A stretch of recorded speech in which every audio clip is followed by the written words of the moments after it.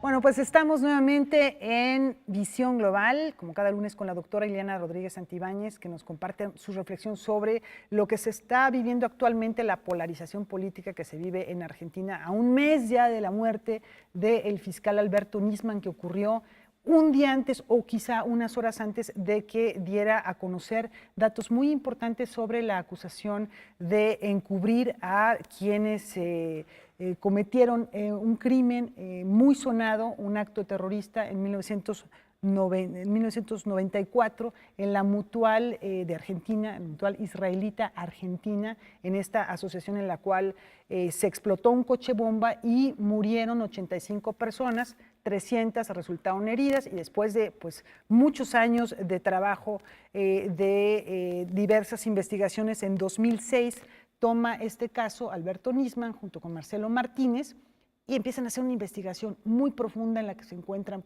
redes con Irán como autores intelectuales de este atentado y Hezbollah como los autores materiales. Tendría que haberse investigado a fondo. Hay unos vínculos que encontró Nisman muy interesantes, algunas escuchas, redes que llegan hasta Venezuela, petróleo. No es sencillo explicar, Ileana, cómo podríamos plantearle a nuestro público para que pudiéramos entender todos nosotros cuál es la importancia de la investigación que hacía Nisman y este misterio, esta situación que pone en una crisis institucional, diría yo, a Argentina, con su trágica, pero sí misteriosa muerte. Bien, muchas gracias por la entrada. Me parece que es un panorama muy completo el que tú das. Yo diría que hay dos elementos importantes para el teleauditorio. Uno que tiene que ver con un acto antisemita, que es un acto terrorista, ejercido entre 1992, un bombazo a la Embajada de Israel en Argentina, 1994, una autobomba que deja un saldo de 84 muertes en la Asociación Mutual Israelita de Argentina que acabas de mencionar. Ese es el primer elemento. El segundo elemento es la imputación o la posible imputación a que sea un crimen de Estado.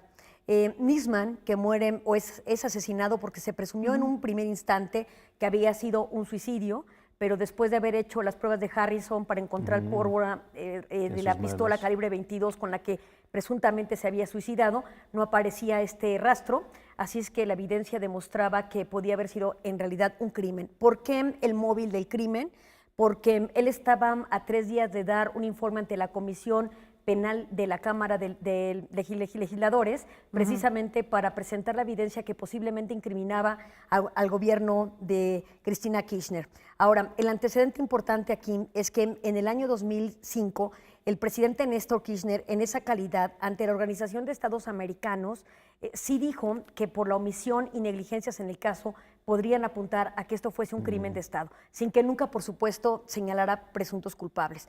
Esto, en el 2013, se crea un suceso muy importante, que es la presidenta de Argentina, junto con el canciller Timerman, logran un memorándum de entendimiento con Israel para tratar de sacudirse de todas las averiguaciones en contra de los presuntos criminales de origen iraní, que dice Nisman que fueron los que crearon estos dos actos terroristas, particularmente el de 94 a esta Asociación Mutual Israelí Argentina.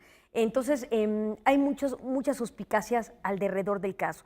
¿Qué es lo que nos atrae de nueva cuenta al asunto que sucedió este 19 de enero con la muerte de Nisman? Bueno, que ahora recientemente el nuevo fiscal que sucedió a Nisman y que se quedó con la averiguación de la causa, Gerardo Pollicita, ratifica los dichos de Nisman. Y esto otra vez pone en entredicho la conducta y posiblemente incriminación del Estado, en particular del Ejecutivo, ¿no? Pareciera que la democracia ganada en el 83 en Argentina queda en entredicho con estas escuchas y con estas posibles intervenciones por parte del gobierno para que no sean esclarecidos los hechos que apuntan a una presunta responsabilidad del gobierno argentino. Esta es la panorámica que encontramos en los últimos minutos y que ponen a la luz un posible crimen de Estado. Hay muchas cosas que han ocurrido en este caso. Recordaba Ileana cuando Néstor Kirchner dice, si esto no ha sido resuelto a casi 10 años de distancia del bombazo en la asociación, dice, si esto no ha sido resuelto, no podemos pensar que sea de otra manera, sino con la participación del gobierno para querer que esto no haya sido resuelto. Esto lo dice en el 2004. pero el caso también lleva por diferentes momentos. En 2008 incluso querían meter a la cárcel a Carlos Saúl Menem, lo que podría parecer en cierto sentido como un buen golpe, ¿no?, de la administración de la actual presidenta. Pero también aquí viene Wikileaks. Es en Wikileaks, en estos cables filtrados, en donde también se sabe un poco más de lo que hasta ese momento se sabía, ¿no? Claro, y que también apuntan a la consideración de un posible crimen de lesa humanidad, donde incluso intervendría la jurisdicción universal de la Corte Penal Internacional, ¿no?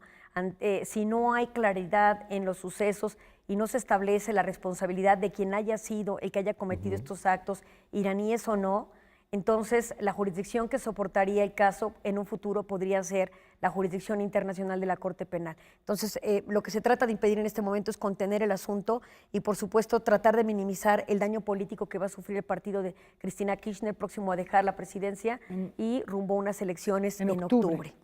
Ahora, se habla de una descomposición política, no es difícil hablar de una descomposición política, una descomposición de partidos, de la imagen de la propia presidenta Kirchner.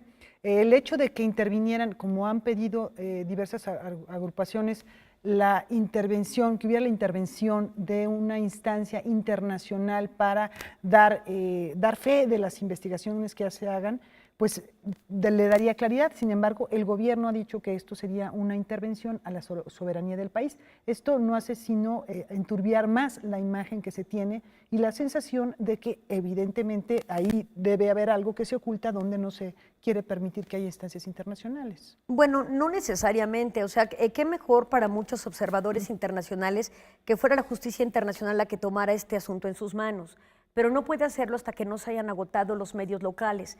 Y en ese sentido aún no han sido agotados. Entonces no se puede precipitar el momento de una posible intervención porque ciertamente sería injerencista. Finalmente todavía tenemos y conservamos el concepto de soberanía que facilita o permite la libre autodeterminación de los pueblos y que impide las injerencias por parte del orden internacional sin el consentimiento del Estado nacional que así lo solicite. Entonces, es decir, sería el propio Estado el que tendría que resolver este asunto antes de permitir ¿cuál sería el momento, digamos, llegara para que llegara la justicia internacional? Primero, bueno, se sigue el proceso que dejó pendiente Nisman, pero que retoma este juez que ratifica. ¿Cuál sería, digamos, el proceso que tendría que seguir? Es que el que ratifica el dicho de Nisman es el actual fiscal Gerardo Pollicita, pero él pasa la causa al juez que está revisando esto, que todavía no se pronuncia respecto a lo que la Fiscalía está presentando. Entonces, esta semana habrá que estar muy atentos o en lo sucesivo a ver qué resuelve el juez de esta causa, porque si él admite los dichos del nuevo fiscal que sucede a Nisman, entonces hay un problema de gobernabilidad importante donde se imputa responsabilidad del Estado y sin duda puede haber sanciones muy fuertes al interior del propio Estado y generar una inestabilidad política de poca credibilidad del partido hoy día en el poder, ¿no? Entonces, y por supuesto que acusaría retroactivamente a muchas de las personalidades involucradas en esta situación. Aquí la suspicacia es, ¿por qué el gobierno de Kirchner se empeña en un memorándum de entendimiento respecto de Irán para un poco entorpecer la búsqueda a través de la Interpol de los presuntos responsables? Sí, que era una de las teorías del periodista Pepe Eliashev, que estaba presentando.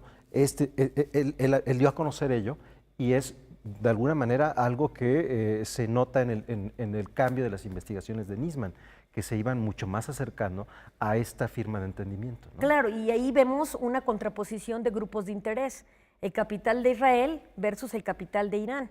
Irán, ¿qué es lo que posee? Pues petróleo, ¿no? Entonces, habría que hacer todas las consideraciones del caso, pero no podemos adelantarnos hasta que el juez tome en consideración los dichos del nuevo fiscal de esta causa. Rápidamente, Ileana, a mí me llama la atención cuando estamos viendo esto, que para quienes vivimos en este país, para aquellas personas que no han salido de este país, el ver las noticias nos da simplemente un rostro del planeta. Nos da lo que tiene que ver con nuestros intereses, con nuestra historia, con nuestros vínculos. Si nos vamos a América Latina, pese a que hablemos el mismo idioma, los vínculos son diferentes. Las embajadas se manejan de diferente manera.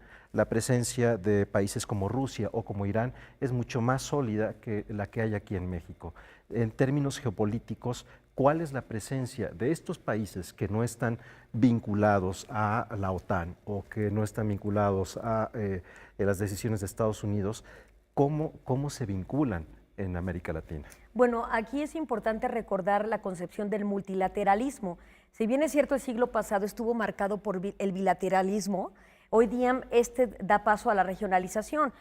Quizás estos estados latinoamericanos no pertenecen, por ejemplo, a la OTAN, a la OPEP, salvo Venezuela, etcétera, pero hay otra forma en que hacen presencia los países de América Latina, como por ejemplo puede ser el UNASUR, como puede ser el Mercosur, como puede llegar a constituir Perú, Colombia, Chile y México la Alianza Pacífico, como lo es México volteando al norte con el Telecán o México volteando al sur con los otros tratados de libre comercio que mantenemos con esta región. Así es que habría otra forma de exaltar lo que está ocurriendo en América Latina. Aquí lo esencial es reconsiderar la parte política y la semejanza que podemos llegar a tener como latinoamericanos en relación a cómo se comporta el poder público y qué tan eficiente es a la hora de transparentar sus propias conductas. Entonces, esto es lo interesante, que al final del día, diría Thomas Skidmore, tenemos ciertas similitudes ideológicas y culturales que no nos distancian, sino que al contrario nos acercan. Sin hablar solamente de los mártires. Exacto.